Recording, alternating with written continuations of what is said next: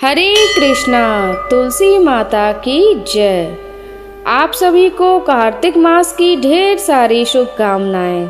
आप सभी का स्वागत है तीज त्योहार चैनल पर। हिंदू धर्म में कार्तिक मास का विशेष महत्व है और यह मास भगवान श्री विष्णु और उनकी प्रिय तुलसी माता को समर्पित होता है। कार्तिक मास को दान, पूजा, उपवास और सत्संग का पवित्र मास माना जाता है, जिसमें विशेष रूप से तुलसी जी की पूजा का महत्व है। तुलसी माता को हिंदू धर्म में बहुत ही पवित्र और पूजनीय माना जाता है। उनका विवाह भगवान श्री विष्णु के शालिग्राम रूप से हुआ था, जिससे तुलसी का विवाह का आयोजन भी इस पवित्र मास में किया जाता है। इसलिए श्रोताओं, कार्तिक मास में तुलसी माता की कथा सुनने का विशेष महत्व होता है और इस कथा से हमें अपने जीवन में सच्ची भक्ति, संयम और आस्था का मार्ग दिखता है। तो आइए अब हम सब तुलसी माता को नमन करके तुलसी माता की कथा का रसपान करते हैं। तो पहली पौराणिक कथा के अनुसार एक बार भगवान शिव ने अपने तेज को समुद्र में फेंक दिया था।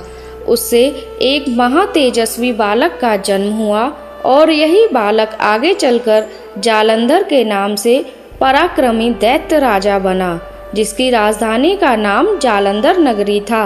दैत्य राजा कालनेमी की कन्या वृंदा का विवाह जालंधर से हुआ।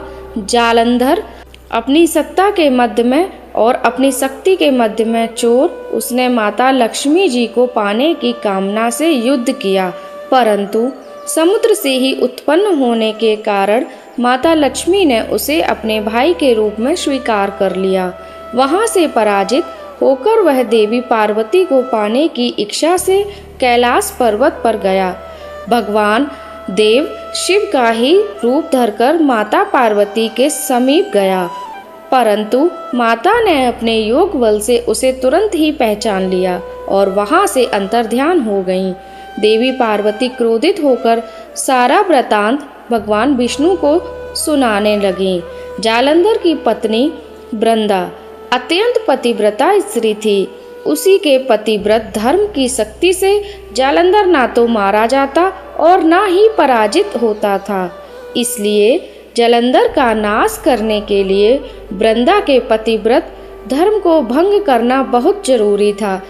इसी कारण भगवान विष्णु एक ऋषि का वेश धारण करके वन में जा पहुँचे, जहाँ पर वृंदा अकेली भ्रमण कर रही थी। भगवान के साथ दो मायावी राक्षस भी थे, जिन्हें देखकर वृंदा भयभीत हो गई। ऋषि ने वृंदा के सामने क्षण भर में ही दोनों को भस्म कर दिया। उनकी शक्ति देखकर वृंदा ने कैलाश पर्वत पर महादेव के साथ युद्ध कर रहे अपने पति जालंधर के बारे में पूछा। तब ऋषि ने अपनी माया से ही दो बानर वहां प्रकट किए। एक बानर के हाथ में जालंधर का सिर था और दूसरे के हाथ में धड़। अपने पति की यह दशा देखकर वृंदा मूर्छित होकर गिर पड़ी। होश में आने पर उन्होंने ऋषि रूपी भगवान से विनती की कि वह उसके पति को जीवित कर दे। तब भगवान ने जालंधर का सिर धड़ से जोड़ दिया, परंतु स्वयं भी उसी शरीर में प्रवेश कर गए।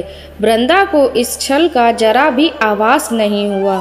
जालंधर बने भगवान के साथ वृंदा पतिव्रता का व्यवहार करने लगी, जिससे उसका सतीत्व भंग हो गया। ऐसा होते ही वृंदा का पति, जो महादेव से युद्ध कर रहा था, जालंधर युद्ध में हार गया और उसका वध कर दिया गया। इस सारी लीला का जब वृंदा को पता चला तो उन्होंने क्रोधित होकर भगवान विष्णु को शिला होने का श्राप दे डाला और स्वयं भी सती हो गईं। जहाँ पर वृंदा भस्म हुई वहाँ तुलसी जी का पौधा उगा। भगवान विष्णु ने वृंदा से कहा कि हे वृंदा, तुम अपने सतीत्व के कारण मुझे लक्ष्मी जी से भी अधिक प्रिय हो गई हो। अब तुम तुलसी के रूप में सदा मेरे साथ रहोगी। जो भी मनुष्य मेरे शालिग्राम रूप के साथ तुलसी जी का विवाह करेगा, उसे इस लोक और परलोक में विपुल यश की प्राप्ति होगी। जिस घर में तुलसी जी होती हैं, वहाँ यम के दूत भी असमय नहीं जा सकते। गंगा जी और नर्मदा नदी के जल में स्नान और तुलसी जी का पूजन एक बराबर माना जाता है।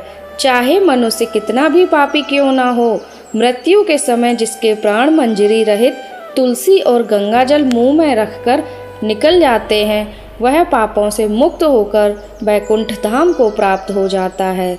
जो मनुष्य तुलसी और आंवलों की छाया में अपने पितरों का श्राद्ध करता है, उनके पितरों को मोक्ष मिल जाता है। तो यह थी तुलसी माता की कथा। दोस्तों, आपको यह कथा कैसी लगी कमेंट करके ज़रूर बताइएगा और हमारे चैनल तीज त्योहार को सब्सक्राइब कीजिएगा। मिलते हैं आपसे अगली वीडियो में।